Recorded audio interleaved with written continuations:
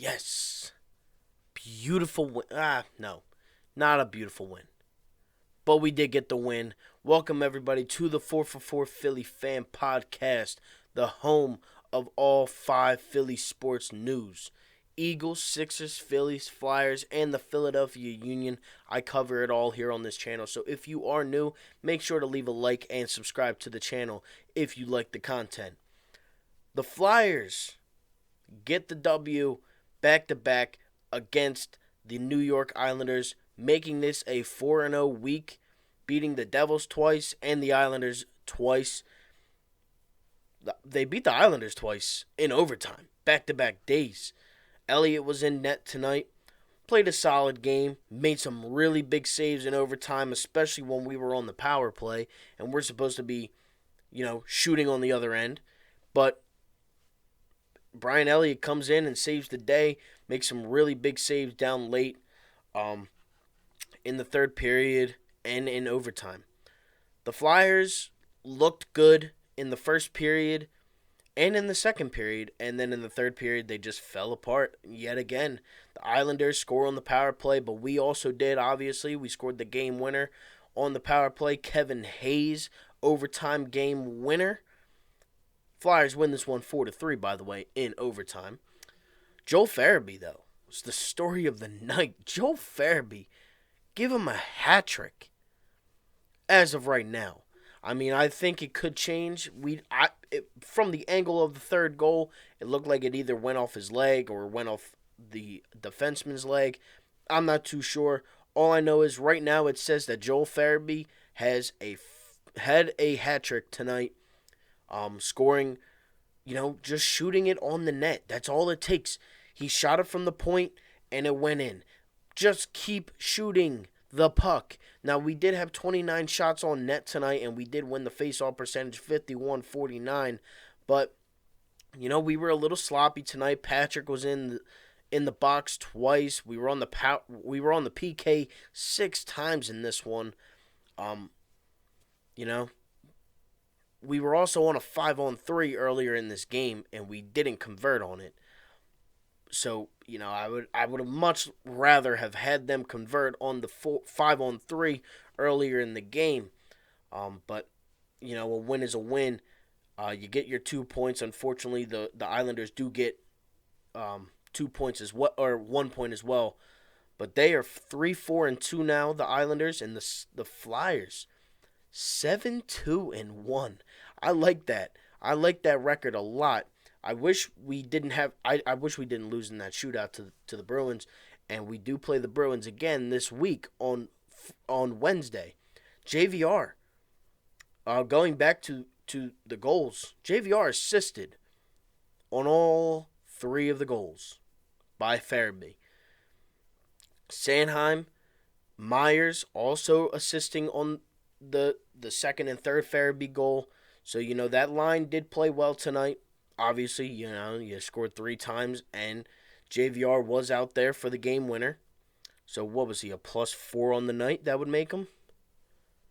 They say +3, so he was probably off on the ice. But he did have 3 points in this one. Patrick got hit big, and he went down. I'm not too sure if he came back onto the ice.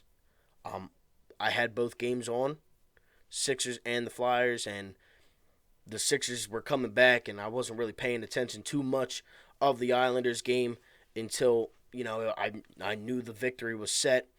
But Giroux, he assisted on the game winner. Provorov assisted on the game winner. The defense was solid tonight. It was definitely, I thought Justin Braun played a pretty solid game. He did lose his guy on a Robert Haig slap shot, and it rolled around the boards, and it went out, and then Anders Lee got caught up to it, passed it to Matt Barzal, and they tied up the game 3 apiece. Josh Bailey also scored for the Islanders, and Nick Leddy scored the power play goal for the Islanders to tie it up at 1 early in the second period. But, it is definitely nice having Shane Gostisbehere back. I like him playing alongside Provorov. I think that they are a pretty good duo with the blocks. Obviously, Provorov is always going to get a block here and there. But Gostisbehere, everybody had a block tonight. Sanheim had two, except Robert Haig, who was a scratch yesterday. Also, Konechny was back tonight. He was a scratch yesterday. Uh, I didn't really notice TK out there too much tonight. I know he's a good player, though, and I know he'll be fine, later on in the season. He was still leading the team in goals, but, he was a healthy scratch yesterday. They bring up Sam Moran. They put in Gustafsson yesterday for Haig, but today you had TK and Haig back in the lineup. I thought TK could have been a little bit better, but, why the reasoning for Alain Vigneault benching him or healthy scratching him was because he knows that he could play better, and everybody on the team is fine with it, but he wants them to play better, and he wants them, to also win games as well. So he thought that the best move was to rest TK that night. You had Carter Hart in net last night, allowing only 2 goals, but you were up 2-0 as well in that one. You got to stop blowing the leads. There should be no reason why we keep letting up these leads so easily, but we have. But Brian Elliott tonight was pretty solid in that. 33 of 36 on the saves. He saved all 3 of the shorthanded. 2 of them came in the overtime period, and one of them almost went in. Really good save by Elliott on that one. But the overtime winner, it was just a good setup. You had 4 guys around the net, and it just found its way out to Kevin Hayes, and he just puts it in the back of the net. He hit the post in this one at least 3 times. It seemed like he was stopped on the shorthanded breakaway. He definitely needed one, and it was also nice to get Giroux, an assist on that one because, when we played them in the playoffs, Giroux was kind of non-existent at points in the playoffs. Now, we're still missing Sean Couturier, unfortunately, and, you did get Phil Myers back yesterday, which was big, but, Sean Couturier really does mean a lot to this team, and as I've said in a lot of my Flyers videos, he's probably the best player on this team, and, when he's missing, he just won the Selke Trophy last year. He's the best defensive forward in the league from last year, so, it definitely is nice having him out there. And unfortunately, he did just get put on IR, so he'll be out for a little bit still. But I definitely need him to come back sooner rather than later. I think he's a great player. Obviously, I think every Flyers fan thinks he's a great player, but he needs to be out on the ice, get the lines back to normal. But I was really excited with Joel Farabee tonight. 3 goals, hat-trick. He was the only one shooting the puck at the net at early on in the game. They outshot us in the first and third period and probably in overtime as well. We outshot them big time in the second, and that's why we were winning 3-1.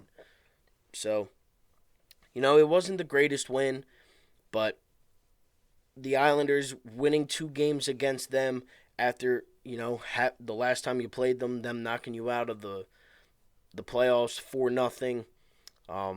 It's definitely nice beating this team. I just would like to have done it a little bit more comfortably and not have to go into overtime and give me a heart attack 2 days in a row. But as I said in my Sixers video that, I just posted before this one, so if you haven't already, make sure to go watch that one. But, this was a good week for Philadelphia sports. You signed JT, you signed DD. You go 4-0 for the Flyers. You go 3-1 for the Sixers. Nick Sirianni has his presser. It wasn't the greatest, but if that's the worst thing that happened this week and a loss to the Pistons without Embiid, I will gladly take it. You beat the Lakers game winner. You have 2 game winners in overtime by Hayes today. And yesterday, Scotty Lawton scoring a goal in overtime. It was a good week. It was a fun week for Philadelphia sports. We do not play until Wednesday this upcoming week against Boston, but we are home, so that is always nice to be home even though there is no fans. But, With that being said, thank you all so much for tuning in to the 4for4 Philly Fan Podcast. Make sure to leave a like and subscribe to the channel if you do like the content and if you are new. But with that being said, thank you all again so much for watching. Like, comment, and subscribe to the channel if you are new. And I am out. Peace. Go Flyers, baby. Good win. Good back-to-back win. Good week for Philly sports. I'm out.